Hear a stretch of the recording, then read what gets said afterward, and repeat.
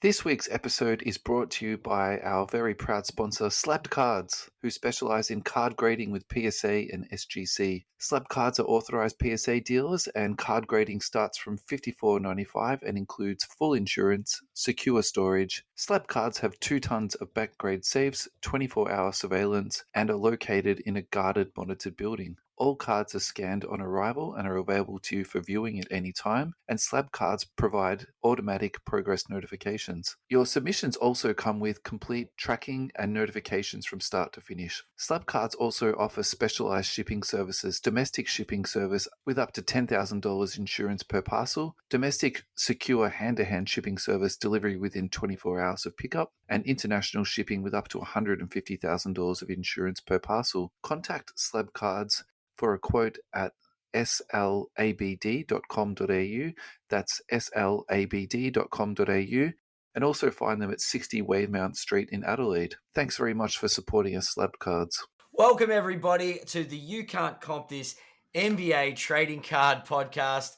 I'm your host, Adam Amy, joined by Russell Gibson. As always, Russell, how you feeling, mate? You sounded a bit under the weather earlier. Living the dream, Ad. Living the dream. You know what it's like. Doing the hard yards at the moment. Doing the hard yards and still making it through for our loving audience. Oh, boy. 10 days of this. It can only get better from here, right? That's it. Things can only get better. I'm obviously in great spirits because of other sporting reasons. Yeah. With my team making the grand final. Yeah, we might have to do a midweek show next week. So I might not be here. So anyway, I'm planning to break as soon as the AFL grand final starts. I'm actually doing a break that day. For people that don't like AFL, come and join me. We're breaking. You know, I'll be in the live chat, but I'll be at the MCG just trying to watch. Anyway, I'm hoping. Do you know the most ridiculous thing about AFL is they give people a public holiday day for it? Do you know what's more ridiculous this week? It's the most ridiculous. I think, to be fair, paying respects to the Queen is less ridiculous than giving a public holiday day for the AFL. I am very, very much about paying your respects, but how many Aussies do you reckon are going to pay their respects and mourn on Thursday? I mean, I would say around 40% would be in their own way. I'm sure they'll be watching the tally if there's like a ceremony on or something like that. That's on Monday. Is it? Yeah, the funeral's Monday. But we don't get the day off for that. Anyway. Please explain. I was going to say, we're already digressing. We haven't even got through the intro. This is episode number 45. We're at Michael Jordan's out of retirement number. Yep. That's a lot of episodes. We're a handful away from the big 5-0. Yep. I'm you're raising the roof. I'm gonna do a lot of the talking tonight, I feel. That'll be lovely, mate. Thanks. Speaking of the number 45, I believe Jordan is on the run sheet tonight. Absolutely. But look, I know we've kept it really upbeat, but I'm gonna start with sad news. Yeah. Shall we kick it off? Russell, you're the first person to have tweeted this to me. I sort of keep my head in the sand a lot of the times, but I was shocked. Jonathan Sharks from The Ringer passed away through the week. Was it he last? Did. Was he it did. Was last week? It was probably 7 days ago, actually. Now, yeah. And I think probably my perspective and how I remember him was from Real GM, because that was the first real basketball site where I was finding that sort of like hardcore, like sort of analysis and that sort of, content. So he used to write on that, and I used to really enjoy his writing on that. And then obviously when he did a whole lot of other things in between, and to be honest, I didn't catch all of it, but he came back into, the forefront of my mind when he was on The Ringer. Yeah. So for me, you spend a lot of time with these people, listening to them and, reading their content and all that type of stuff. They, they become part of your life, really. I think the other thing too that really touched me was his age, and he has a wife, he has a young child. And then the other thing that really I found quite challenging about all of this too was he wrote about his illness as he went along. So about his perspectives and his feelings and how he was, dealing with those sort of daily challenges. And he wrote about, facing death too. And reading that, after he's passed away, which one of them I did read afterwards, the narrative in my head, or the person who was reading it to me was Jonathan. So that was it's quite something, you know. So look, Yeah. you know, just rest in peace, Jonathan, because Yeah. you'll definitely be missed, and just thinking of his family at this, you know, just horrible time. So It is. It's poor such a bugger. precious thing, Yeah, life, and yeah. it is. It's terrible when news like this sort of crosses the desk, and you just go, "Wow!" At such a young age, it's just yeah, sort of you sort of reflect on your own humanity or your own fragility on this planet as well. Actually, so I thought he was the same age as me. He's actually 5 years younger, so that Yep. makes him 35. He's in his mid-30s. Yeah, Yep. it's Um, young, isn't it? very, Yeah. very. Um, now Okay. given obviously that was somber news, I really need Pick to up the try and pace. pick up the pace. Freshen the mood. You hit us with a zinger. Robert Sava, the Phoenix Suns, who used to be sponsored by PayPal, Yeah. until PayPal have said, no, we're gonna, bit of a chargeback here. I think this is a big one. Yeah. So for people that haven't been keeping track of this, basically, I think he's probably the definition of white person entitlement. He's been regularly using the N word in the workplace and in meetings.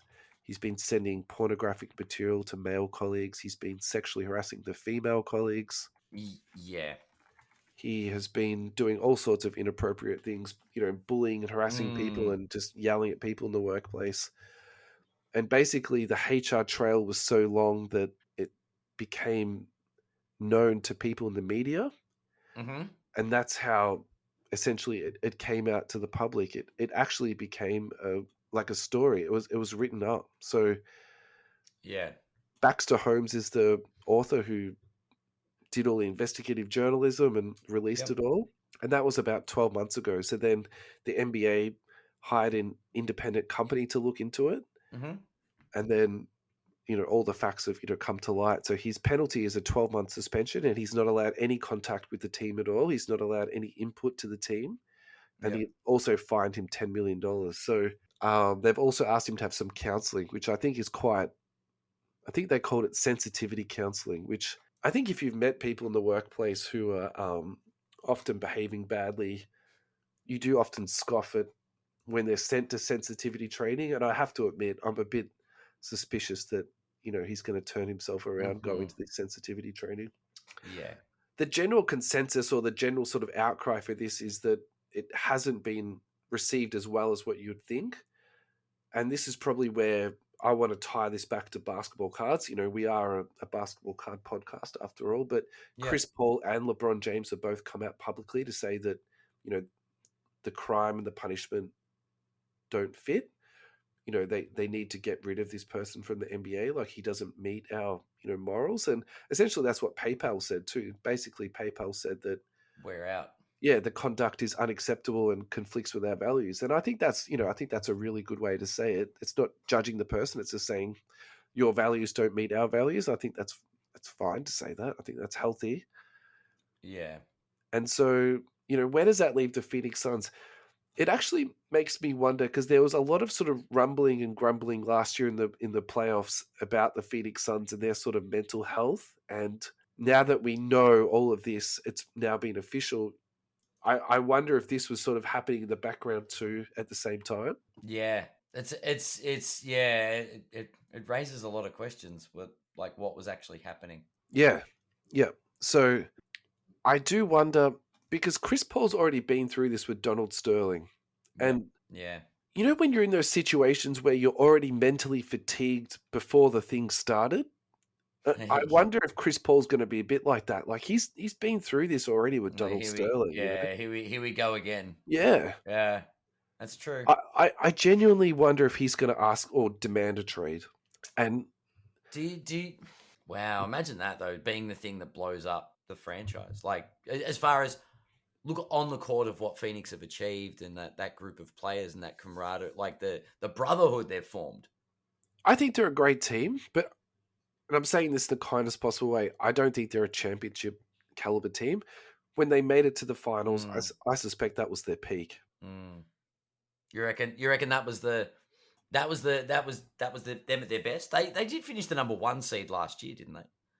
Look, again, I think they're a good team, but I don't think they can win the championship. It's Fair. just, to be a championship team, like those Mm. tiny 1% things, do matter. And, I think Aiton is probably, he'll keep improving a little bit, but I don't think he's going to get, too much better. And if anything, I think Chris Paul is going to come off a little bit. And how much better can Booker play? Like, he's been playing, really all NBA basketball. Like, Mm. he's been playing well. So, and I hate to say this, but can you imagine if they trade him to Lakers for Westbrook? Don't. Just stop it. And then like the banana boat. Everybody. No, it's not going to happen. The dialogue is so perfect though. Then the banana boat is back. Like LeBron, Anthony, Chris Paul back together. We'll get Melo back on vet min. Yeah. He hasn't been picked up yet, has he? No, he's still unsigned at the moment. Like, it's just the perfect story. He goes from sort of storm brewing. Donald Sterling 2.0 to LeBron James, and they go off in the sunset and they win a championship. Like, it's just perfect. And Westbrook ends his career in Phoenix. You can shoot as many times as you want. Delicious. Yeah. Yeah, Booker might have something to say about that. Oh my god, that'd be So we'll make this a bit more hobby relevant. Yeah, sure.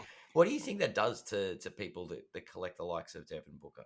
Like this kind of political fiasco, is there gonna be an onflow? Like we've talked about how hype pumps up a card's value, like just general hype. But what about bad press? Does that? I'm just posing the question on the fly. Is it? I am a believer in that. No matter what the press is, whether it's good or bad, it's all good press. Okay. So in that sense, that does generate hype. Mm. Well, my question is more: does the bad press, does all of this upset the team chemistry, and then destroy the team's performance? And does Devin Booker's numbers?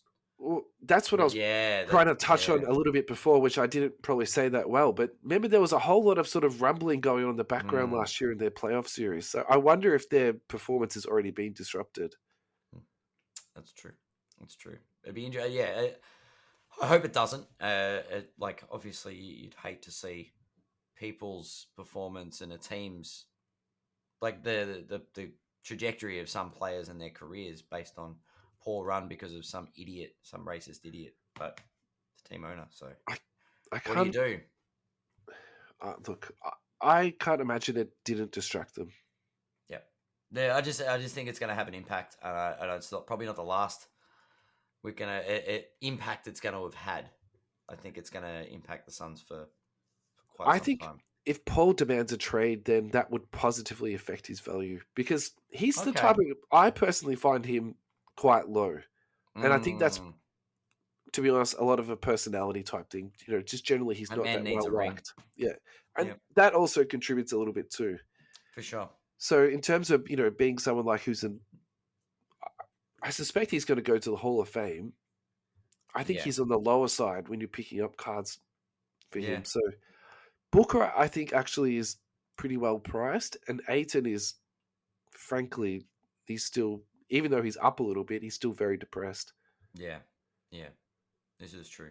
And interesting. Time will tell, I guess, through the season on how that's all going to impact. But yeah, good job on the PayPal chargeback gag. Thanks. You had me literally laughing out loud. Do you know the funny thing was? I was actually thinking about this though. Do you think that PayPal pays in actual bank dollars or PayPal cash? There's sponsorship money. Yeah. PayPal dollars, wouldn't it? It'd be PayPal. I just imagine that's what they would do. Yeah, just they'd waive their fees. And there's no way they're paying friends and family. Like, definitely they're paying goods, 100%. They're paying goods. They're always paying goods. Maybe they did give the Phoenix Suns, friends and family. Nah, they would have paid them goods for sure. No, definitely. I really hope they do a chargeback, honestly. They charge them back like $10 million. That will be so delicious. Yeah. That's it. Oh god. All right, let's move on. Now look, I don't know if you want to talk about PayPal dollars, Australian dollars, or US dollars, but the GOAT, Michael Jordan's. Well, the article that you shared with me, the Last Dance jersey from the was it '98 playoffs, game one? Yeah. Game one sold for a record-breaking 10.1 million US dollars. Yeah. That's a lot of money. That's a now someone on. So I heard about this on the news, and they said 15 million Australian dollars. I mean, that's probably about right. Yeah. But that's insane. Yeah. I don't care if you say 10.1 or 15 Australian. That's a lot of millions and a lot of dollars for a jersey. Yeah. Game worn, by authenticated by Panini. No autograph on it, just straight game worn. It's just the jersey. Yeah. The jersey. Yeah. Well, actually, no, it's game one. It's not even the jersey. Because the jersey would be what? The last. I'm not sure what game it is actually, mate, because it says here they actually lost the game. So did they lose game one, did they? A jersey worn by basketball legend Michael Jordan in the first game of the 1998 NBA Finals has sold for 10.1 million, breaking the record for game worn sports memorabilia. Okay. I thought it was game three, but okay, let's not argue about the tiny details. Look, yeah, see, that's a lot of money. Yeah, but this is where my head's at with this, right? So at the moment, we're going through this huge phase where you buy cards, but the memorabilia in the cards isn't game worn, isn't game associated, player associated, blah, blah, blah, blah, blah. It's just a patch. So in a weird way, do you think that people are now turning to buy more memorabilia? Ooh, that's an interesting one. Well, yeah, that's a very good question. Because I think they serve a different. I still think they have a different purpose. Yeah, I think they do, but there is some crossover.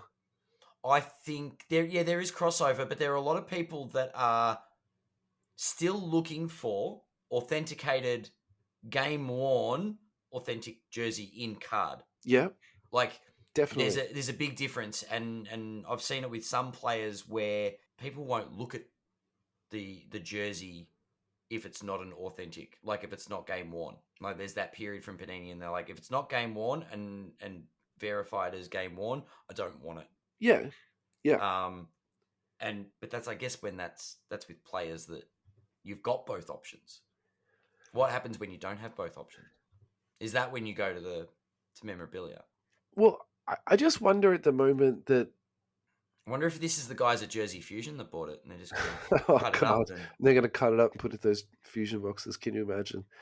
Those boxes will be about 100,000 a piece. But look, I mean, this current thought bubble is a little bit off the track from probably what we're talking about, to be fair. But I'm just wondering that are people now looking to memorabilia because they're not getting their memorabilia hit out of cards? Because for me, I find memorabilia personally too clunky. It's too much. They're too big. They come in big boxes. It's something else for you to manage. Whereas cards, just fit into boxes. For me, that's easy. Like I like that sort of neat and tidy, thing. And they're only a little bit bigger when they're slabbed. Yeah. Versus a jersey is a lot bigger when it's framed. Well, yeah. Like realistically, I could probably have 2 jersey frames in my whole house. All right, and I don't know if it's been done. Can you imagine getting a jersey graded and what size slab you'd need? I'm not sure if they do that, but that is an interesting one. But yeah, like I definitely like the idea of I've got a piece of cardboard with a bit of jersey in it, and now that bit of jersey is an irrelevant bit of material because it's a bit of material that's sold by the club, but they can't verify anything else about it, and that's not good enough. Well, I don't even think it's sold by the club. I just assume they just go and buy some singlets, don't they? Look, they just go down the Queen Vic market and buy a bunch of knockoff basketball jerseys and just throw them in. I mean, I assume they get them from Nike, but yeah. But it's like, what? They just went to the website and just bought a bunch of swingman jerseys and just cut them up. And I mean, again, I'm making assumptions, but I assume they have like a wholesale account and they get a heap. Anyway, look. But yeah, but versus being able to identify which game this player wore a piece of. Imagine that. So let's take this sort of back a little bit. Why do you think this sold for $10.1 million? Because this was worn in the finals of Jordan's 6th championship. Yeah. And is there any other factors that you think has propped this up a little bit? The documentary Yeah. 2 years ago, Yeah. maybe. Yeah. I 100% think that The Last Well, Dance has contributed to it. look, the last dance. If we're kidding ourselves, if we're saying it hasn't Yeah. contributed, but has it contributed to that level? It might have That's had 2 or 3 more bidders that went along because of the documentary. I think yeah, that's that's fair to fair. That's say. fair. Yep. Yeah. Yep. Like, why not? But it's more of a did yeah. I think it's more about. I mean, how imagine how difficult it would be to get those your hands on these things. Yeah. You need Like, a lot of money. yeah, yeah, probably. It is. It's a unique piece of history. Um, and I don't think it goes beyond memorabilia in the fact that it is historical. Like Jordan is remembered for his 6 championships. The '98 Bulls are a historic team. Yeah. Greatest player. Like, no one's gonna buy Scottie Pippen's jersey from you know what I mean. Like Scottie goes, I've got my jersey from Game 5 of that series. How much do you reckon that goes for? Does it go for millions or does it go for hundreds of thousands? Does it even do that? No offense to Scottie Pippen. I love Scottie Pippen. I wouldn't even say 500,000. Do you think you get more than $100,000 for that jersey from Scottie Pippen? Maybe a little bit more, but yeah, not much. Yep. So we are talking about one of the greatest athletes in the history of sport. We're talking about an iconic series from that athlete. That's where your 10 million comes from. Yeah. Literally, like 10.1 million, 10 million of that is that bit of history. I'd like to see what one of his jerseys from that season goes for as a basis of comparison. Yeah. I mean, I think that particular jersey with that color scheme, that's it's an absolutely beautiful jersey, Yeah, oh, for sure. and I think that contributed to the price. And I really do think that the narrative contributed to the price a lot. And to take that a little bit further, so the previous jersey that had sold for at the time at the most was $9.3 million. That was the Diego Maradona, his Hand of God jersey, and I think Yeah. the narrative behind that is like, even I know that story, and I don't like soccer. I don't follow that, but everyone knows about that. Yeah. Like, that to me is a real piece of sporting memorabilia. Yeah. For this to go for more than that, that actually surprises me a little bit. And also, too, it's not even The final game of that series. yeah, it's not even like the last jersey. So I'm just looking at the breakdown of that series. It actually could be game one because the Jazz won that. The Jazz won game one. Well, the start of the article says game 1. So. Okay. Yeah. For some reason, I thought it was game 3, so I'm wrong about that. That's okay. But All it's right. So, look, I think this is a great time to talk about Jordan cards because actually there's a lot of action happening at the moment on Jordan cards. So it's it's a good time to talk about it. So well, Jordan's it's funny, like the numbers show he's still probably one of the most graded players as far as PSA's numbers coming through. I think he's just very, very collectible. Like, if you go through Card Ladder's activity for the week, it's amazing how many times Jordan is in there actually. Yep. But that's like I suppose that is he's an ISIS sport icon. There's not many people that know a player without knowing the sport. So he's on the front page alone. He's on there 6 times. Yeah. It's we talk about how Steph Curry changed the face of the game, right? With his 3-point shooting. Yeah. Jordan put basketball on the map. Jordan became basketball. Like, everybody knows who Michael Jordan is. Yeah. And this is I honestly don't think there's going to be a player like this ever again. I know a lot of people that don't follow basketball, and they will. Funnily enough, they'll be able to say Michael Jordan, LeBron James, and Kobe Bryant. Yeah, and they'll probably have a a Michael Jordan card. Yep. Yeah. If they've never. Yep. Which explains a lot about the high activity too, doesn't it? Like, even if you don't particularly like basketball, what's the one card you should get? You should get Michael Jordan. Yeah. If you flip it across, you go, I've never played a game of Pokemon in my life. I've never owned a Pokemon game. If I'm going to buy a Pokemon, I know Pikachu. Yeah. Because he's the little cute one that started it all, and Ash's best mate. But everyone's like, I want a Charizard. Doesn't matter which one. I want a graded Charizard because apparently Charizard's the most expensive card ever, and there are hundreds of them, like different printings of it. And Thousands everyone's just of them. like so many different Charizards. Yeah. But everyone's like, a graded Charizard's worth millions, and you're like, yep, it's the same thing. Yeah. It's just like the Michael Jordan rookie card. So we had homework this week, and we were both to choose a few.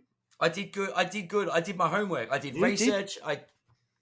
Didn't do research. I did homework. You went over and above this week, Ad. I did. You asked me to get one. I got 3. All right, you go first, buddy. So I had my card that if I could own, if only, and it was obviously the Jordan rookie. It was the iconic one that everybody knows, Fleer Jordan rookie. And I'm like, you know what? I want an iconic card. And the first card that comes to mind, and I think I've said it to multiple guests on the show, is that it's the 92-93 Upper Deck base card. Just a common card. And you know what? That's a Jordan card that I think of instantly. I don't know if I'd want to own a graded one. And we spoke before the show. It's funny about having a slabbed card, and you said the rookie's not completely unobtainable. You can get maybe a BGS 6 or something for a reasonable price. BGS 6, 7, keep it under that $5,000 mark. So BGS 6 at the moment is 3,500 USD. So that's almost $5,000, right? Australian. Probably a bit over. The exchange is pretty tough at the moment. Yeah. Yep. So, and I'm like, okay, what if I don't want that, but I want a nice card, and the other card that comes to mind, and I think this is sort of the middle ground. It's not the Upper Deck one that I had hundreds of, I think, through the 90s, and I've got so many fond memories of. It's obviously Jordan Scoring Kings for me, and that would be in a high grade. Yep. I think what we should do is we should put these cards up on socials for people to have a flick through while they're listening to the show. Yeah, yep. And I think, look, if I can't get my hands on 92-93, I want the 93-94 Upper Deck. Okay. Either of them. All right. So for me, I've never been a prolific Jordan collector. And I think I was just that annoying kid growing up. Like, I preferred Megadeth over Metallica because, I don't know, they weren't as popular and everyone wanted to listen to Metallica, and I didn't want to do that. And same as Jordan. Like, I preferred Pippen over Jordan. That was just like I don't know. I was just that annoying kid. I was a Pippen. I enjoyed Scottie Pippen more than I did Michael Jordan. Well, I was a Keem, to be honest. I was a Keem fan growing up, and that was, for me, I just enjoyed that a lot more than getting on everyone's jock about Michael Jordan. Just didn't. Anyway, whatever. Anyway, so here we are. We're talking about Michael Jordan. So what I had in mind when I was doing this exercise was budget. And the other thing that I had in mind coming into this too is that it seems to me that he is very, very heavily traded. And the other thing that really comes to mind too is some of his cards just spike. And they spike, frankly, for no good reason. So if you go back to his card ladder at the moment, one of his cards that's just spiked at the moment is the 1997 Hoops HV14. That's up 327% this month. So if you were sitting on a whole heap of those, you basically just tripled your money in the last month. The other one... Hoops. Oh, I'm having a look at this. Wow, okay. Yeah, the other one that's up at the moment is his Panini sticker. That's up 300% this month. That's now selling for $200. And there was one more that came up on here too that I was just like, and that's just, this month alone. So I was trying to find something that hadn't spiked yet and had the potential to spike based on what I think collectors might like moving into the future. So I was looking for metal cards, which takes it down to Fleer. And I was looking for a card that I thought looked pretty cool. So the one that I found within a reasonable budget was the Michael Jordan Metal Shredders. So that's 1996. A PSA 10 is currently selling for $275. And you might say, well, that's actually pretty high, and it is pretty high, but here's also another interesting lane that you could play in too. You can buy a raw for $6 to $15. So Whoa. if you've got the eye for looking at cards and being able to send them off to PSA with a reasonable degree of accuracy, like that's you do the That's, maths. yeah. Like, the maths there is easy. PSA 9s are selling for 41 USD up to 50 USD. Yep. So, that sort of touches on just about everyone's price points, $300, 40 to 50 USD, and then $15 USD raw. So, I think for me, that's a really fun exercise, particularly if you want to get your hands on a Jordan that, in different sort of price points. And then the other one that I thought was really, again, nice looking, frankly, was just the Topps Finest 1993 that last sold for 36 US dollars. And when I look at that card, I'm shocked that doesn't go for a lot higher. Yeah. Like that seems to me something that should be selling for at least 100. It's an interesting one, isn't it? That it's like there are some inserts there that just for no reason just skyrocket, Yeah, and there are some that look really nice, and they just don't. Yeah, it's bizarre. They don't sort of take off the way that others do. I mean, I wonder if he's that heavily traded, is it eventually are all these inserts just going to keep going up and up? So if you I buy, think yes. do you I know what think I mean? So if you're yeah. buying them on the cheap now, like whether it's this year or 5 years or Mm. 10 years, there's going to be some Jordan collector that's going to want them, and then That's a really good they're point. going to pop at some point. At some point, It's Michael Jordan. It yep. doesn't matter Well, in some ways. he's gonna be the GOAT for forever. Like he's not going anywhere. It's not all of a sudden they're gonna be like, no, sorry, Jordan's not the greatest player of all Yeah, time, or that's not. it. That's it. Yeah, Exactly right. he's gone from number one of all time to number irrelevant. No one remembers him. Yeah. And then the last one I found, actually, I found this off Twitter. So this was from at Cards Boulevard. Yep. And 2004 Upper Deck Exquisite, Magic Johnson, Larry Bird, Michael Jordan, triple game worn Logoman 1 of 1. That is just Juicy. beautiful. So, in terms of me buying in different price points, so that's for me the ultimate Jordan card. I think I would probably rather that instead of a rookie card, to be honest, because I It think is a thing of beauty. yeah, that triple Logoman is like for me, that just captures my childhood just so perfectly. Can I make a little critique on it? Yeah, of course you can. Jordan's logo man needs to be a little bit smaller, so it's got a little bit of the red for the Bulls jersey in the background of it. Huh. I actually thought you were going to say it's a little bit too high at the top, like the head sort of cut off a little bit. Yeah, but no, it's like I love like the And little then if bit you of green on Larry's and the bit of yellow on Magic's. look at Magic's one though, like the head is real skinny. Yeah, it's like the blue's gone over the top of it. Like they've stitched it poorly. Because you can see God, we're nitpicking now. I want a refund. This is outrageous. That's it. Yeah. That's all right. You wouldn't get it graded, you get it authenticated, right? Oh, but look, you can't be too critical. It's a 1 of 1. Oh, just a beautiful card. I mean, look, I'm not saying this for clickbait, but this is how I feel about the Jordan rookie card. It's a beautiful card. It's a piece of NBA history, blah, blah, blah. But there's a million of them. Like we go on and on and on and on about, there's 17,000, Zion PSAs, blah, blah, blah. But honestly, how many Jordan rookie cards are there? How many 1 of 1s are there? Loaded question. Wow. Yes, I see your point. But like this Magic... That is like...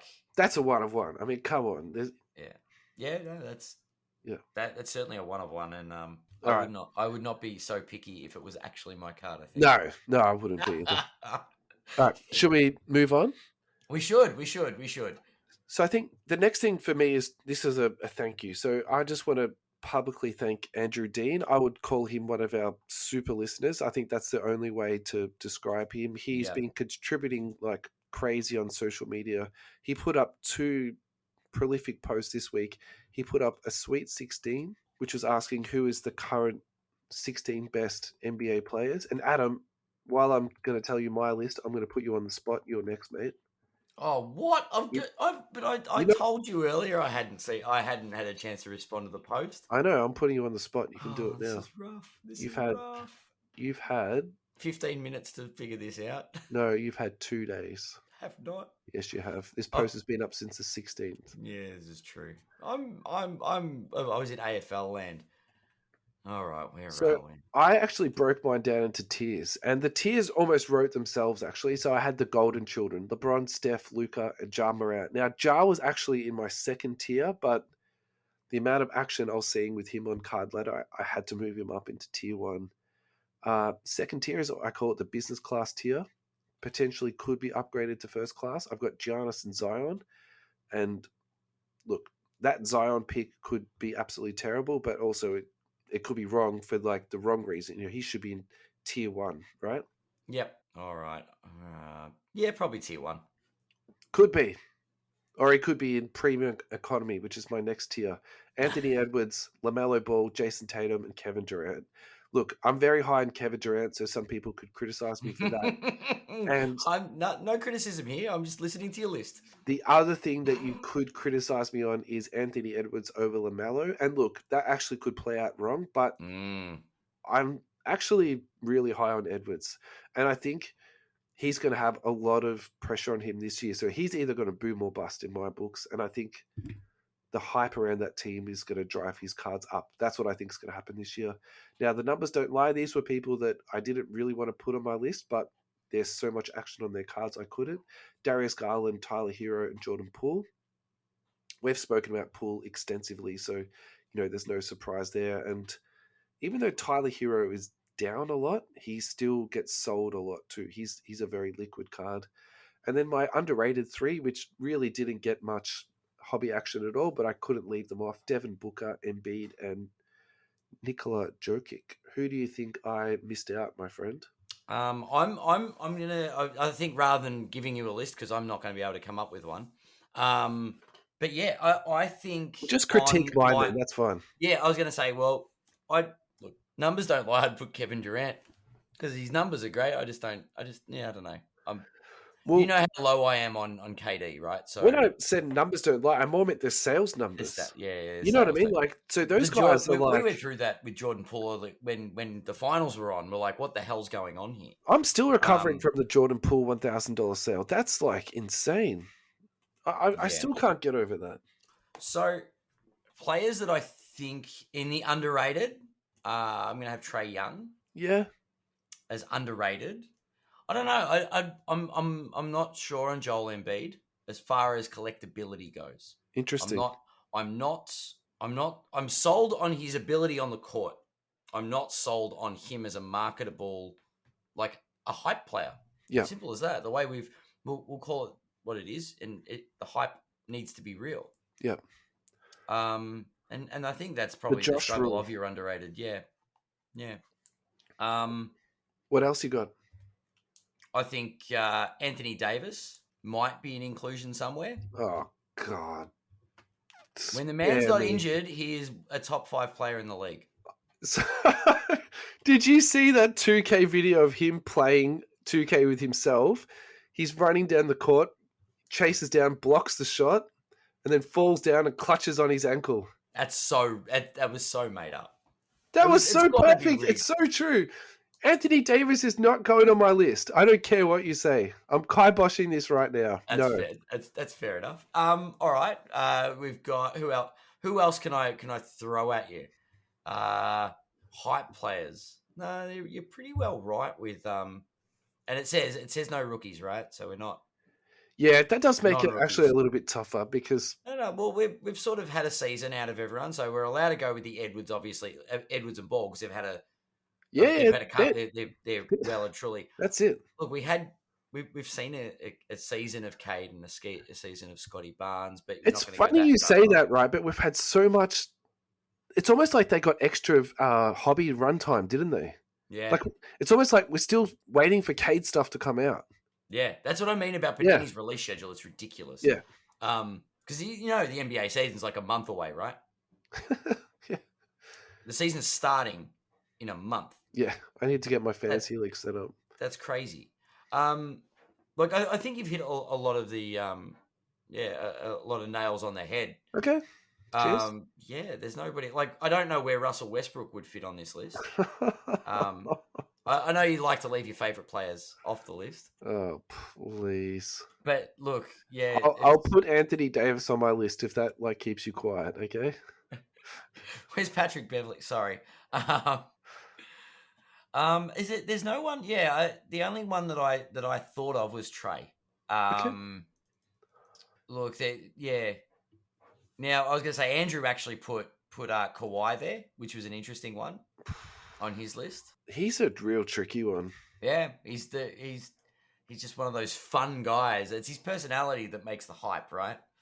The funny thing, Is Donovan Mitchell underrated? Is he going to be good in Cleveland? I mean, Donovan Mitchell's an interesting one. I've been saying for 2 months Donovan Mitchell's a buy, and I'm still standing by that. Yeah, I'm hoping he is. Hey, can we just go back to Kawhi Leonard for 2 seconds? If he, Sure. let's just say that his multiple injuries never get better, and now his foot's gone and he can't play again. Yeah. If he retired this year, what do you think? Like, where would he stand all time, hobby wise for you? He's a tough one. Like, not even hobby wise, like career wise. Like, he makes the Hall of Fame, no doubt. Like, he makes the Hall of Fame first ballot easy. Yeah, but it's such a weird picture, his career, isn't it? Look, Actually, he's one of those players there's never any hype about him. but do you think that in some ways that makes him a buy because there's no hype, but he's this amazing player? You think history will remember him better than the media do? Yeah, that's a good point. That's a great point. That might actually be a discussion for another, like literally a discussion for another part, not Kawhi himself, but players like that. That is history going to paint him better than the media will? Yeah. So is history or the 25-year rule more favorable than recency? Yeah, I just wonder if we look back on this guy, like actually he's going to be really fondly remembered. Interesting. It is because he's definitely not. He's one that loses in the public spotlight arena. I thought you were going to do your Kawhi Leonard laugh impression then. I can barely speak. That's you trying to speak. Is the Kawhi laugh? That's me trying to do the Kawhi Leonard laugh. That like raspy, gasping for air. You can barely breathe. Like yeah, that's me. Okay. That's me laughing like Kawhi Leonard. Yeah. Oh boy, I'm a fun guy. Okay, fine. I'll take off Jokic from my list and I'll put Trae Young. I agree with you on that point. Okay, but I really like Joker though, so that's why I think he's. I'd take Embiid off. I think he's 20. Oh, actually, yeah, you're right. Yeah, actually, no. After what's happened in Phoenix, get rid of Booker. No, poor I think Booker's got a bit of juice. I think he does. Yeah. He does. Yeah. Right. Andrew also had another post. Yep. And he's asked how we feel about the highest paid NBA players with their contract plus endorsements. Yeah. I believe I did respond to this post at one point and said that $74.2 million is all contract money for Russell Westbrook. None of that is endorsements. What the hell is that man endorsing? Nah, he would. I think he gets about say 40, and then about 30 of that would be endorsements. You reckon he gets 30 in endorsements? Yeah. What is he endorsing? Jordan, Team Jordan endorses him. Okay. Does he have like sneakers or? He gets $44.21 million from the LA Lakers. Does he? That's a lot of money. That's more than the $2.8 million that Dennis Schroeder's getting. Poor Dennis Schroeder. And Dennis is probably going to start over him anyway. So yeah, he's the highest paid Jordan athlete. There you go. Wow.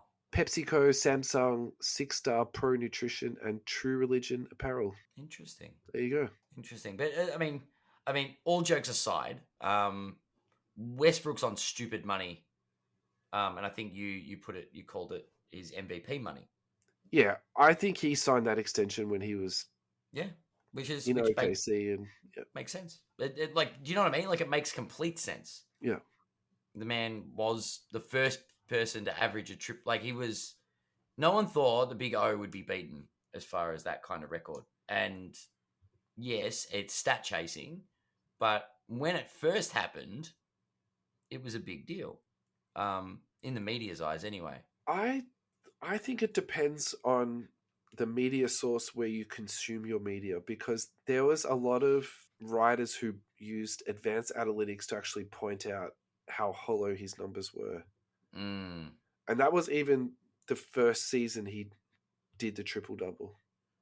But still, to do it for a season, you've got to, like, sure, hollow stats are one thing, but keeping those kind of numbers up, like LeBron was doing shit like that. I don't think so.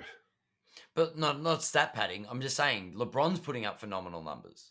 Yeah, but I think he was doing numbers to get triple doubles, irregardless of the outcome of the game. Whereas Okay. LeBron gets numbers to achieve an Win the game. yeah, like the Yeah, no, best. yeah. If This is yeah. if we're making a direct comparison of LeBron James and Westbrook, the best way No, to say it is that LeBron James is playing chess and Westbrook is playing checkers. that's a And nice way to put it. I think That's that's the a, yeah, nicest way you can say it. yeah. And And look, Russell's look. I just think he's given too hard a rap because of the stat side of things. but I think it's okay to criticize some of this, because let's be honest, he never hid it from the public. Mm, And I think if we can be honest about it too, I think his teammates supported him through it. And I would even say that Billy Donovan was like go for it. supporting him in this. Like, Mm-hmm. to be honest. Yeah. So, you know, let's talk about other players. I don't Yeah, want to but talk that about was Russell number Westbrook. 5 on the list. Giannis, I At think that the 80.3. look, I mean, you take Russell Westbrook off the list, and this list makes sense. Yeah. Like that in a nutshell, if LeBron's not on the most money, I'd be bloody surprised. I'm actually surprised he doesn't earn a lot more, because he's already a billionaire. Yep. So I wonder if these are contract plus endorsements. So I wonder if somehow his other earnings don't come into this. Like, for example, Yeah, I think that he's got like a media company and he's got a movie studio and all this type of stuff. Like, well, he would. That's a that negative revenue from Space Jam too. was Sorry. it? No, I'm joking. It was just a bad movie. It's a bad movie. Doesn't mean it didn't make money though, right? Yeah, true. I probably could have lost money. These things aren't cheap to make. Okay, I actually have no idea. Yeah, no, neither do I. So I'm just. So, my thought about LeBron, Steph, and Giannis is that if they were in an open salary cap, you could pay these guys $100 or $150 million a year, and you still are probably undercompensating them on the basketball court alone. Yep. Like, I personally think those guys, what they do, and particularly now that they're, I mean, LeBron is a little bit past his peak, but Steph and Giannis, having the opportunity to watch these guys play is just amazing. I miss the NBA actually. Like, I'm really looking forward to it coming back. Well, preseason games are about to start. Training camps are almost done, and Great lists are being finished. It's Yeah. great. Yeah, but yeah, Westbrook is, in my opinion, the most overplayed player in the league, and I'm just going to leave it at that. Yeah, look, I think your point. I think your point about it being MVP money was he was getting paid by OKC. Yeah, and everyone talked about it being such an untradeable contract that was traded twice. Yeah, it was like, how the hell did they trade that contract 3 times? Yeah. So we're from OKC to Houston to Washington. Yeah. To LA. Yeah. That's a lot of trades for an untradeable contract. It's ridiculous. Anyway, LeBron's extension's pretty crazy. But yeah, this is a lot of money. But I think there are 3. You're right, 3 players on that list that the amount of money that they're on is probably they whoever's paying that is getting value, a lot of value, because they could be paid a whole lot more and it still wouldn't be enough. Yeah. Sorry, KD, but you look at him. He's number 3 on the list, still riding Steph's coattails. God, I'm just not on KD, am I? Look, I'm on the record. I'm very high on KD, and he's had a tough couple of years. I think injuries and dealing with that COVID situation that he had, and Harden and Kyrie, I don't think that was a great mix. So we could see some improvement from that team this year, but that means he's also depending on Ben Simmons, which is, I think that's going to be problematic for him, frankly. Yeah, agreed.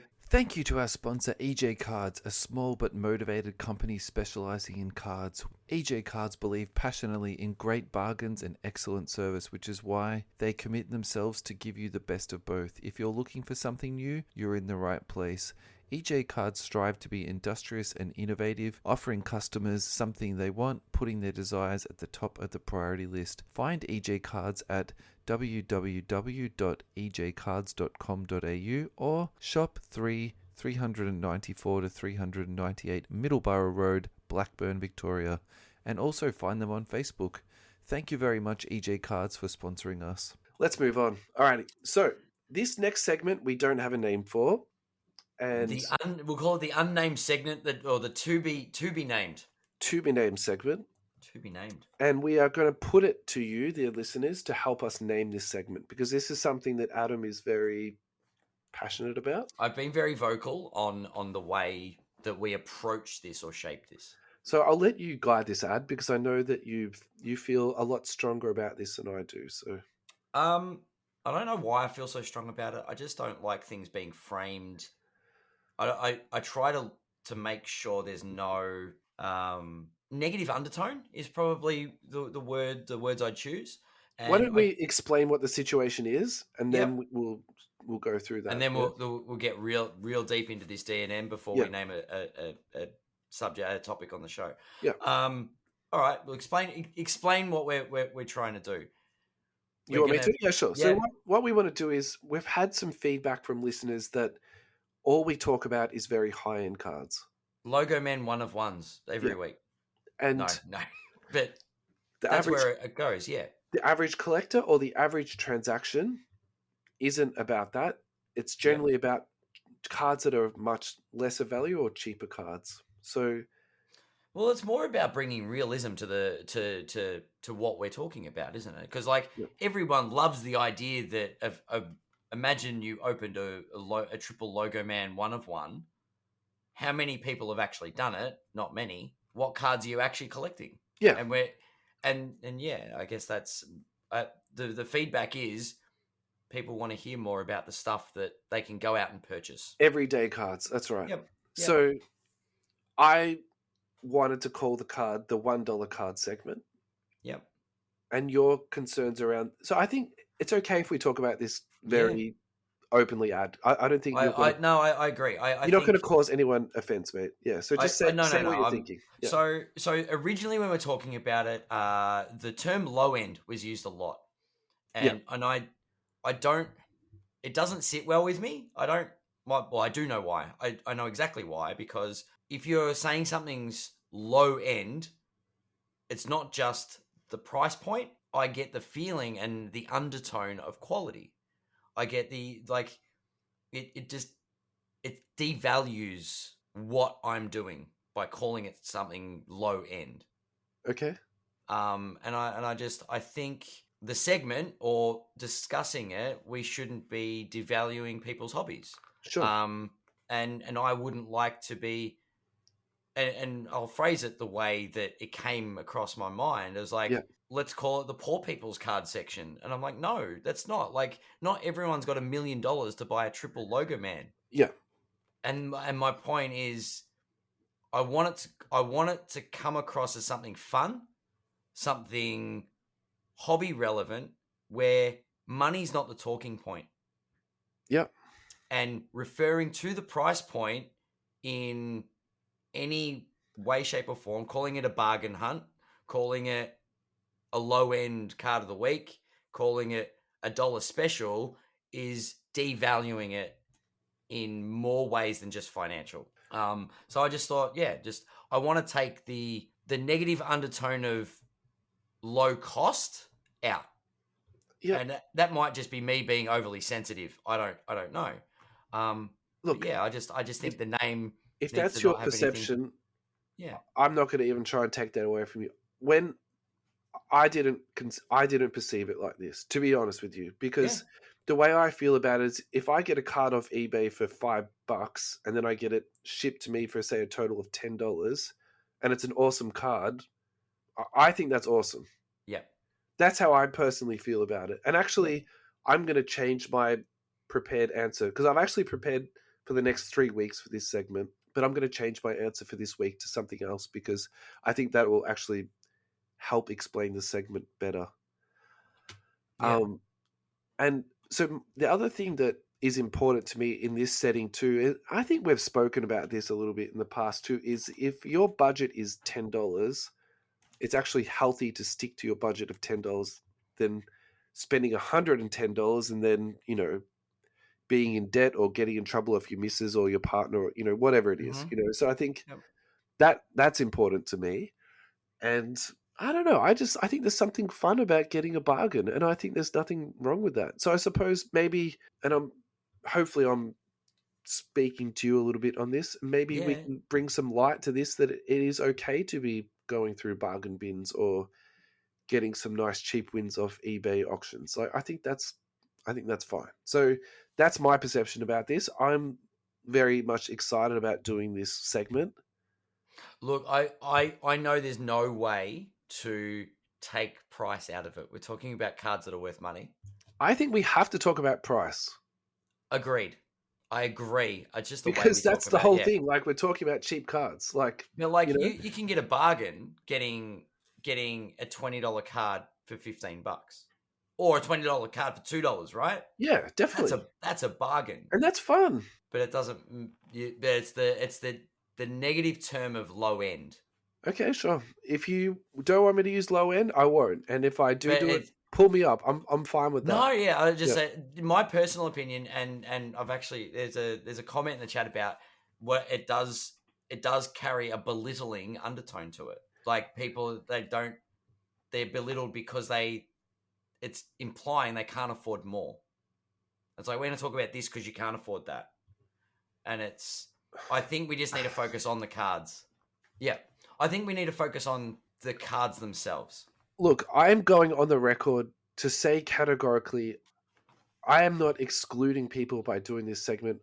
I'm doing this segment to include people. Of course. So, you know what I mean? Like, I think if that's your perception, you know what I mean? Like, what can I say? Like, yeah. Look, I guess it's a difficult one to broach. Because that's like saying, if all you talk about is noir, you're excluding me.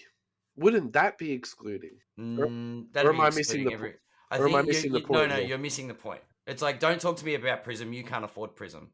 That's the undertone. That's what I mean by excluding. It's like, you don't have the finances to talk about the cards we're talking about. There's a but if you there's a rich poor line that's being broached. Okay, I'm going to disagree with you on this, and actually, I'm going to use my 3 weeks of examples to prove to you that not you are wrong, but the reason why I disagree with you. Okay, are you ready? Yeah. All right. So the 3 cards that I prepared for this is Impeccable, numbered to 99. I physically purchased this card. It's a veteran card. I had it delivered to me for US $7.50, which is around $11 or $12. Sweet. So Impeccable is a high end box, but you're getting this particular card, whatever segment we call it. I wanted to highlight this in my $1 card section because I can't wait to get this card, and I'm super, super stoked about it. I'm not going to say that the player that it is because I don't want to bore people with my PC. I'm going to leave it at that, though. So a lot of people could figure out exactly who it was. You can work it out in 2 seconds. I'm not hiding who it is, but I don't want to sit here and tell you about all these like Darren Fox cards I've bought. That's not the point. That's not the point of the show. Not the point at all. But it will translate. So if you're looking for really nice cards, the compromise is you need to go for veteran cards. And they won't have signatures, but like they're still beautiful in hand. So the next one I got is Noir. 2122, again, unnamed player to 99. That was delivered to $7.75 USD. So that's around, $11 or $12 again. And then the third one, which is the one I was going to talk about this week, but I changed my mind, is I really like this set. So it's a bit confusing. So it's an optic card that comes out of Prism. And it's the Prism 75 years of the NBA insert. They're really, really nice looking cards. We've spoken about these cards on the show before. I didn't fully agree with the checklist, and I probably still don't agree with the checklist, but I got 2 of those cards for $5 US delivered, and that's easily my $1 card of the week. So it was 99 cents they sold for, and then it was like $4 shipping, something like this. So and that's like you were saying, like, oh, you're talking about these cards because you can't afford Prism. Well, actually, I've just bought Noir, Prism, and I've just bought Impeccable. So I don't think you've just done fantastically. Yeah. So And do you know what I mean? Like, I feel like you might not be on the same page as far as where my grievance is, or where I feel the message might get framed wrong. So I'm going to put this in very. I'm agreeing to disagree. But I'm going to call it thought-provoking context, and it also might cause a ruckus. Yeah. Right. So we're going to create a new segment. Yeah. For cards for girls. Are women going to be pissed because we're calling out gender? But what are you doing in this segment, though? What I'm saying is, this is going to be this is cards for black people. I'm saying I don't want the message to be cards for poor people. But I no. I'm saying the potential perception of the undertone message is it's discrimination based on income. But I think depends on the price message. Point's irrelevant. We're going, but the thing is, our listeners have said you talk about $5,000 to $10,000 cards constantly. Yeah. Right. We can talk about $1,000 to $2,000 cards constantly. They're just asking for something in the lower end, the lower bracket. So why not go, rather than framing it as here's some cheapies for everybody, these cards look really cool. These are cool subsets. I don't want the where they sit on the scale to be the focus. Okay, but we still need to address this in a way that, like, so for example, let's not frame it in a racist context. Let's not frame it in a sexist context. Well, I'm trying not to. And discrimination based on income is a thing. I'm not sure I'm following you here, Ed. Okay. So we're allowed to have a sexist and a racist segment as well? I'm saying the way it's framed, not the actual content itself. What are we framing here? Because I've already said I'm very happy to discuss with you what we call this segment. Yeah, no. But you're saying you're laughing at the term low end. But I'm saying that, I mean, I can go to a racist debate where someone was really upset about the term ape. Now, white people are all fine with that, right? Is it okay if we just discuss this? Because it's too confusing talking about racism basketball cards for me. No, but that's the thing. You're saying that price point's not something that people get discriminated on. It is. But it's something that we're not discriminating. We're discussing it, though. But it's also something, and money is something that people are very sensitive to. But calling something low end has negative connotations. That's my primary argument.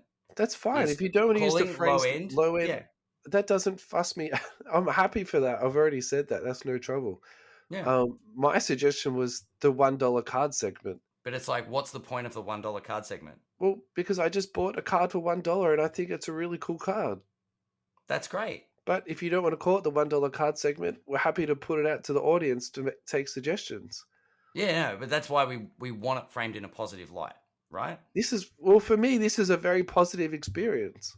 But I'm saying, the way we name it can turn a positive experience into a really upsetting and negative experience. I agree with you. Let's call it something positive. Agreed. What do we call it? Well, I think, what would you like to call it? But what's the point of it is my question, my follow-up question. The genesis of this is that we've received feedback from listeners that we talk about high-end stuff too much. So can we please also talk about low-end stuff that's too? relevant. Yeah. Right? Yep. You've pointed out to me you don't want me to use the term low-end, so that's fine. I won't use that. But, I mean, what I have found is that actually products that we would refer to as low-end, for example, hoops, you can dip into... There's some gems in there. Yeah, you can also dip into some awesome stuff. So, look, what would you like to call the show? Because I want to hear your feedback, and I want to do this segment. Like, to me, this is my laneway. This is this is where I I love sit. it. Yeah. I love the idea of the segment. I just want to know what we want to do in the segment. Are we looking for subsets? Are we looking for specific cards? Are we scouring eBay? Yeah, Are so we? I think each week you do whatever you want, because I think each week the landscape will change. Yeah. And I also think too, this is where I think we need to be a little bit careful. I've sort of shot my load a little bit here because I've just done 3 weeks in one segment, right? Because to be honest, you took me by a little bit by surprise here. This became like a very intense. This is your idea to discuss it on the show. Remember, this is a very intense conversation, Ad. You know, as I said, there's deeper stuff at work that I worry about. Well, okay, that's fine. Yeah. I just want to buy cards for cheap. Okay, this is what I was. That's fine. Yeah. Yeah. Where were we? Naming the segment. What the point of the segment is. What do you want to call it, Ad? What's your thoughts? I haven't got a name for it. I just want to know. I just want it framed in a positive light. All right, it has to be positive. All right, so we'll put up a social media post. Say, I don't know what, Monday, Tuesday.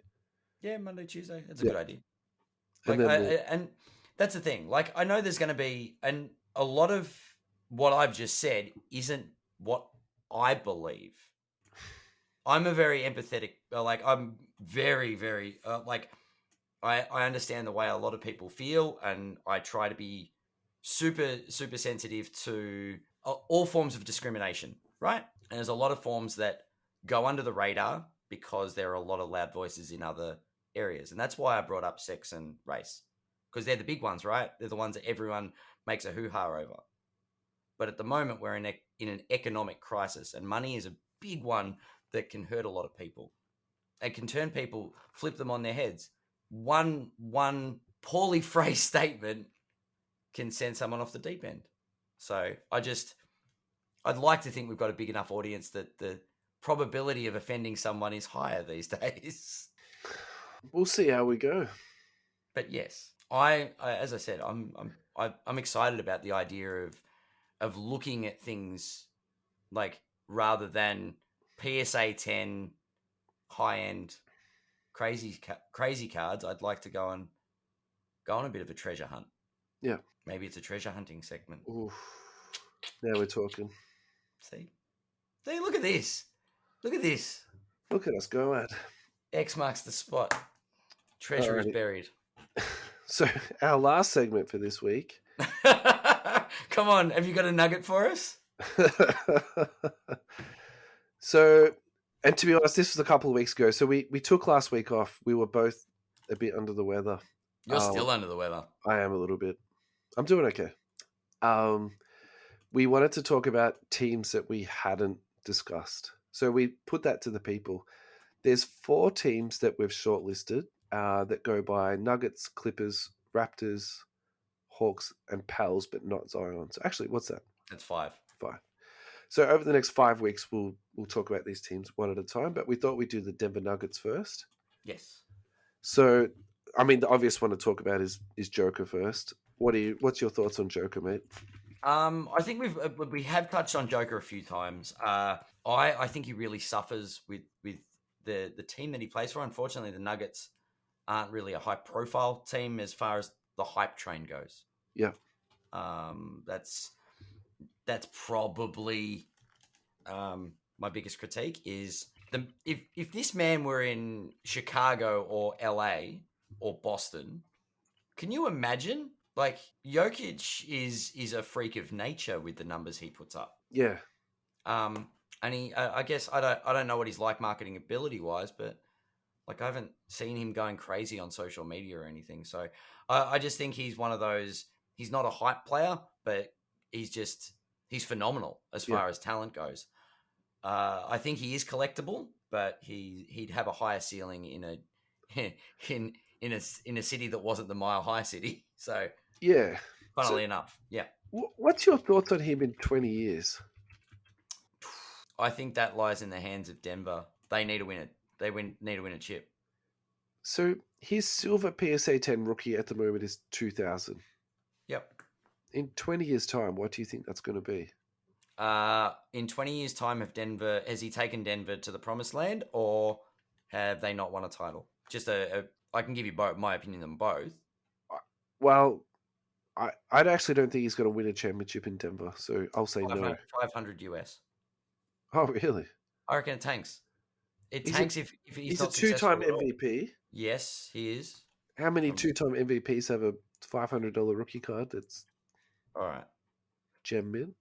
No, I want to know. Charles Barkley's rookie. Why? It's just so mean to do the Charles Barkley thing every time. But... No, cool. They do a Barkley comp. It's not terrible.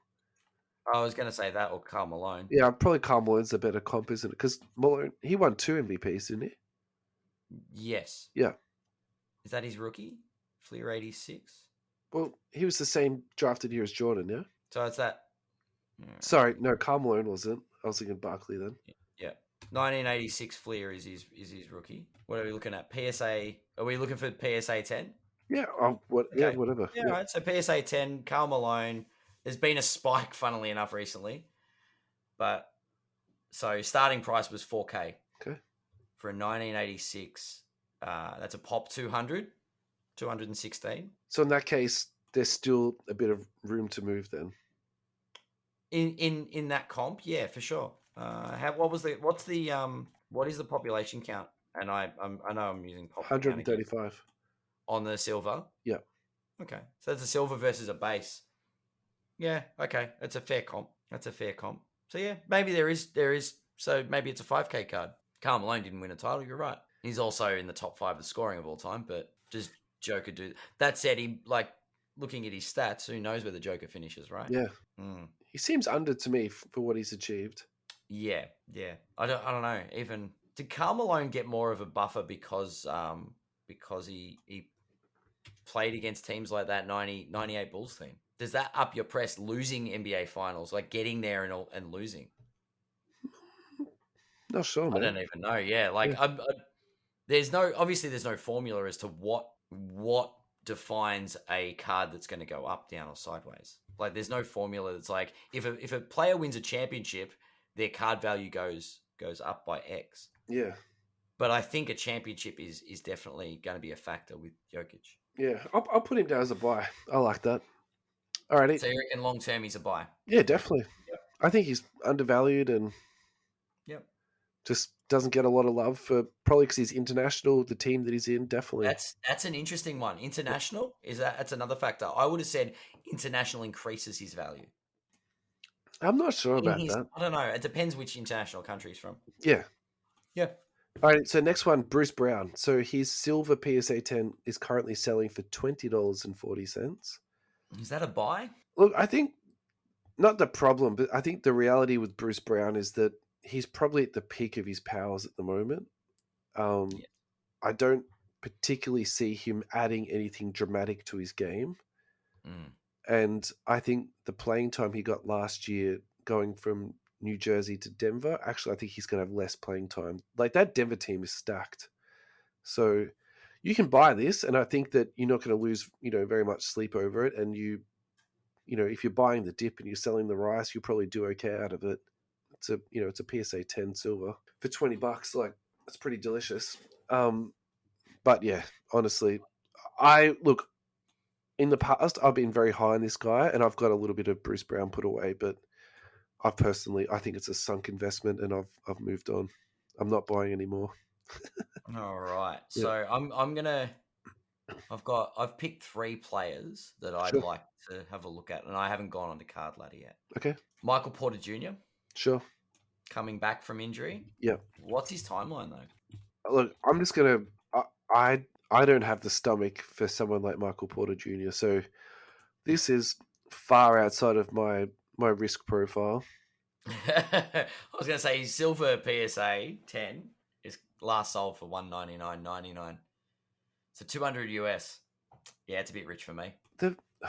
I still don't have the pro account of this, but I think these were selling for what, 800 or more at one point. Like, that's yeah. If we don't, I guess with only recent stats as far as Card Ladder goes, That's actually pretty like I was literally just saying like I'll never buy this guy, but it's juicy, isn't it? it kind of is because. But if he gets injured again, that's the high point. Wow, Isn't it? it's not if, it's when, right? Like this guy's just it's his back. yeah. It's back. I don't know. Look, it's a tough one. But I think you've made the right point. Risk profile is the key. You have to have a stomach for that. Yeah. What was your next one, mate? Aaron Gordon. Yeah, sure. Which is I thought might be an interesting. All right, so this is my Aaron Gordon take. My Aaron Gordon take is he's just like a bigger version of Bruce Brown, right? Like he's a good player. There's nothing wrong with the guy. How many movies has Bruce Brown been in? I have no idea. Aaron Gordon's been in one or two. And but like, how much more is this guy gonna add to his game? But what about dunk competition? But his prices are crazy. So a base PSA 10 Aaron Gordon rookie card sold for $13.50. That's unbelievable. That's insane. Who's buying base in this day and age? Silver Prism rookie sold for $100. There we go. Look at that. I think someone overpaid, but for a PSA 10. A PSA 10 Silver Prism Pop 34 for $100. $100. That's not outrageous. Like, he's a decent player. Wins another dunk competition. Probably never go in. A silver just sold for $23, mate. Silver just sold for 20. Now that's a buy. And another one just sold for 26, and that's the variant. All right. I now have a little bit more of a serious player to discuss. So interestingly, though, that the silver sold prices weren't on Card Ladder, which probably means that the eBay listings I'm looking at aren't verified. Okay, we might have to go 130 point. Yeah. All right. Talk to me. What do you got? Jamal Murray. Yeah. So this is the really interesting one. So even though he hasn't played for 12 months, his value's actually held really well. So if you PC Jamal Murray, you're probably, you've taken a hit. I couldn't imagine you haven't taken a hit, but not as much as what you would be expecting. So his silver PSA 10 last sold for $562 USD. Yep. His silver's raw is still selling for 100. Yeah. Last sold for a raw was 102 US. Look, I personally think there's a better way you can spend, which is essentially 750 Aussie dollars. I personally think you can spend your money better somewhere else. And there's two reasons for that: the injury history and the talent level. I just think you can put your money into something better. Would you buy a base for $15 Aussie? A silver base? Just Prism base. I wouldn't buy a non-silver. Yeah. So you'd buy it. Okay. So what price point do you stop buying? Do you not buy a silver? If you see it below the starting price, which was $75. If his silver PSA 10 went to $200, I might think about it. But at that point, I'd be like, it's a sinking ship. I don't want to hop onto it. Do you know what I mean?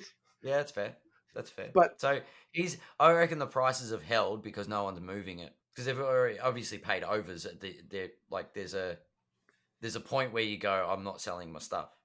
There's a lot of Zion people out there very similar that are just holding, going, there's no point in me selling this. I'm not making anywhere near enough money back. Or maybe he's the type of guy that actually doesn't have a lot of hype behind him. It's more collectors that collect him. Because, like, if you're using Zion in that sort of direct comparison, I think the reason why Zion tanked so bad is because there's all these people buying Zion to flip and to make money, right? And then he got injured and they couldn't flip it. So then they flipped out because they got cold feet or whatever, and then they expected to flip it because they needed the money from flipping it to buy the next thing they wanted. Whatever the reason was, right? Whereas with dudes like Jamal Murray, like, they buy them because they just like him, and he didn't really come from a big time school, and he's not really on a highly publicized team. So, I mean, the real question is he good value or not at $562? I think that's the real question. And what do you think about that? Look, I don't think he's great value at the at that 560 point. I don't know. I think I'd rather pay overs on him if he starts performing well than invest now with the unknown. Like I'd want some minutes behind him. It's too big an injury in my eyes. Oh, it's huge. Do you know what I mean? Like it's too. We go back to that what you said before. Risk profile.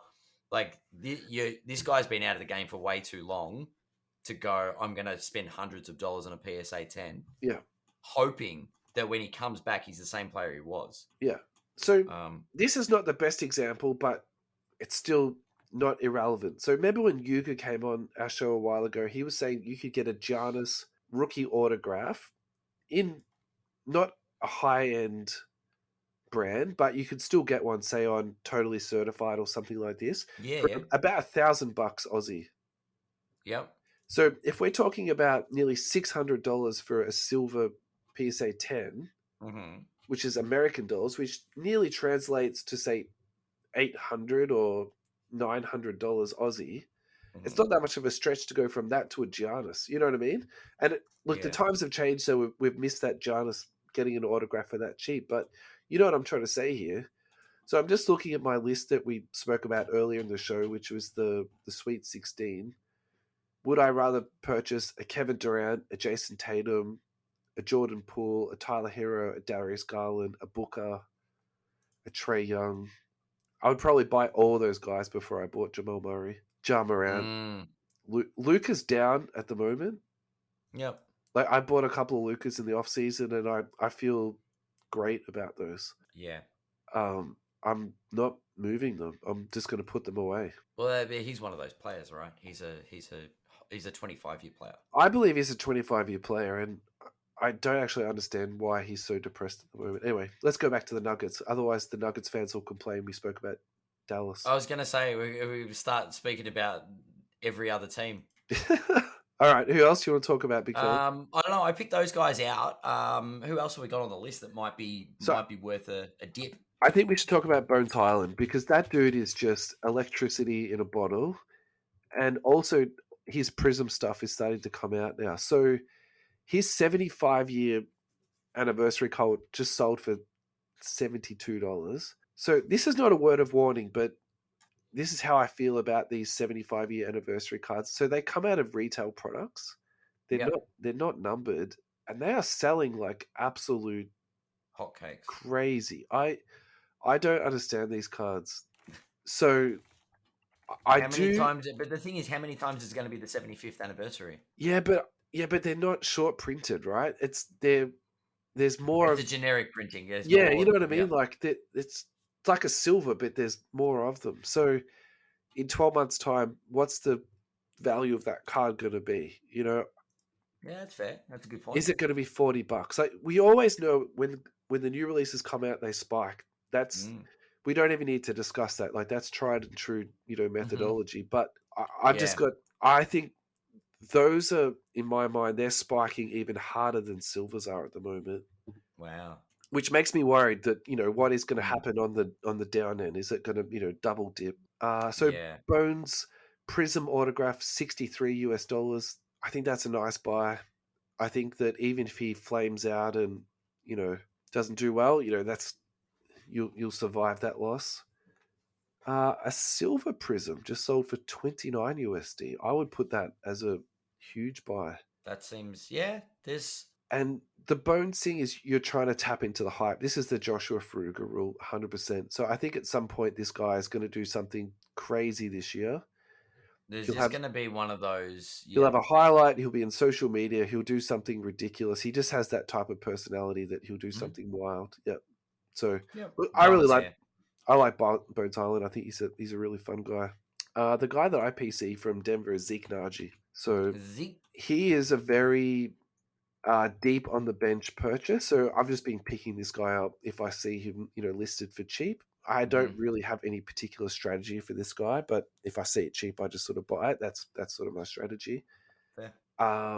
National Treasures RPA to 75 just sold for $149.99 USD. So to give you some context for that, a player that is in a rotation will generally sell for $500 to $600, easily to $1,000 USD. That's just for like a low end rotation player. So that's what the gamble is that you're putting in there. So you're buying someone who's deep on the bench, and hoping that he'll move into the rotation. So whoever bought that for $149, I think that's actually, I'm a little bit jealous. That's a beautiful purchase.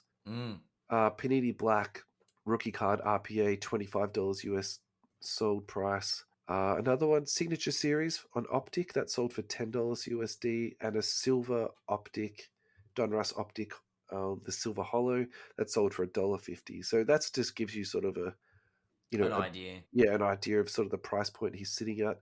Have I used the term low end, Adam? I've been really trying to focus to not say that. Oh, you're funny, man. No, you haven't said that. I'm trying my hardest. I'm not. I was not even focused on that. Hey, I've just found one more. This is actually worth talking about. Yeah. 49 out of 50. The pink Fast Break Prism Optic card, $20 US. That's not bad. That's actually really nice. That's the type of card that you'd just flick off to PSA and hope it comes back as a 10. And just give it a crack. And then hope that he, breaks into the rotation in the future. That's a really fun little... and then after that, look, it's pretty tough, so...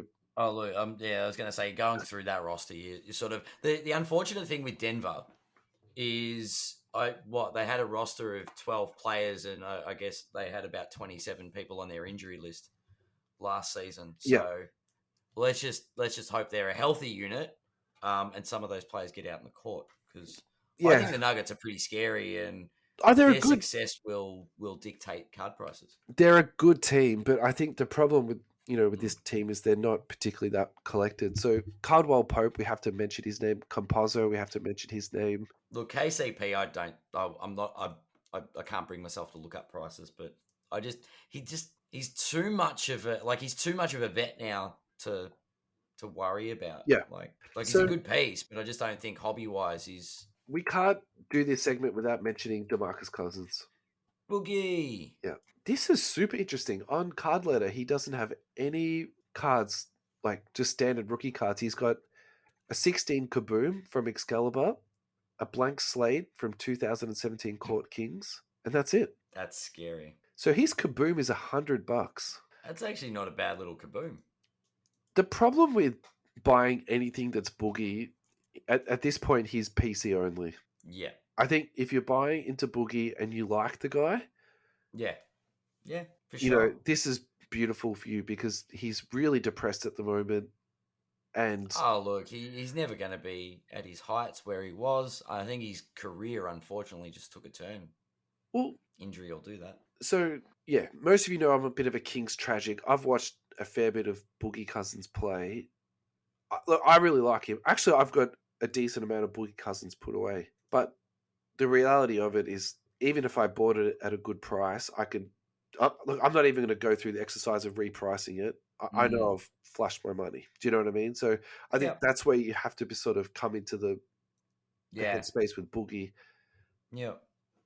And I don't see any real pathway for him to becoming hobby relevant again, because I think realistically the reason why he's in Denver is because of the coach. They have an excellent working relationship, and I think he needs a very supportive environment to succeed. And I would probably say him being with Joker is a really good thing because it takes all the pressure off him. Yeah. I think the moments that when he was in the Warriors, look at what he did. He was only there for a short time. There was no pressure on him. I think even then he had to be managed, to a degree. And I think that truthfully, part of the reason why he's not back there is because he was a bit of a nut job. So I think the less pressure's on him is the better. So yeah, just get out and enjoy some basketball. Yeah, look, he's an amazing talent, and why he isn't on other teams is probably more about behavior than talent, to be perfectly honest. Yes. Yeah. Yes. True. I think that's the last one, mate. Yeah, I think we've done the Nuggets justice. Yeah. I think we've covered Denver. Marcus Howard, but again, that's look, it's more about can the core get healthy. I think the big interesting ones. I mean, obviously Zeke's an interesting one, and I think that's a good little sort of side piece there. You're sort of hedging on, will that player get a sort of a breakout opportunity? Well, he's young. He's 21. Correct. Yeah. So you've then got the likes of Jamal Murray, who are like sit and wait, and then you've got the Joker, who we've already said is probably good value. Speaking about young, so Murray's only 25. Yeah. That's ridiculous, isn't it? Mm-hmm. He came in the league. It was one and done, wasn't he? He must have been 18 when he came in the league. He was 19, 18, 19. Like he did 1 year of college. Yeah, that's wild. Speaking of wild, I don't know how your voice has lasted, but we've been here for like an hour and 30 minutes. Go us. Next time you say you're feeling crooked, you don't think you can do a long episode, we'll just do a double. We're done with it. Alrighty, yes, that was an interesting one. We've got hopefully anyone that's please. I think I'm liking the term treasure hunting for this segment. I think that's the name to beat at the moment. That's the name to beat. It's the early front runner. But yes, I'm glad we had that sort of open, frank discussion. I was worried about going down rabbit holes we didn't want to open, but I think it's always good to have a healthy debate. It was good that we did it on the pod, right, and for all those, for everyone to hear rather than behind closed doors. Because why not? I can see the look on your face, and so can everybody on Twitch and YouTube. But yes, that was good. Look, I think it was good. I think we covered a lot of points, and I think if anybody talking about our newest segment about treasure hunting, look, give us some direction as well. In addition to the names, talk about different types of treasure hunting you'd like us to go on. Because I think there are lots of gems to be found out there, and there are a lot of different ways to explore it. Yeah.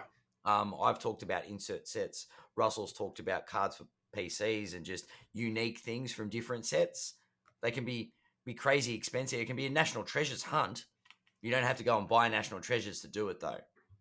And I think that's the point that I'd like to. You don't have to be buying national treasures to get cards from it. Well, maybe that's the next challenge. Yep. We get a national treasures card for say less than $20 US. I like that challenge. Yeah, but it's just finding new and different ways to collect, and we'd like to hear from the listeners as far as how they see, like how they experience that, different ways they experience that, because everybody collects differently. Yeah. This isn't a hobby that is black and white. This is there's a lot of gray areas and there's a lot of colorful areas. Yeah, it's an interesting hobby, and it's good for us to hear different ways people enjoy it. Yep. Cool. Oh, great. But yes, before you do lose your voice, we should sign off, and we'll probably record again for next week a bit early. So let's have a preemptive congratulations to the Swans on winning the grand final. I hope. I'll be a very sad man on Saturday night otherwise. But yeah, thanks everybody for listening. Once again, big thanks to Andrew for his contribution on the socials. Yeah. And the suggestions. It's been great. Everybody else has contributed on the Facebook page as well. It's been fantastic. So thanks everybody. Yeah.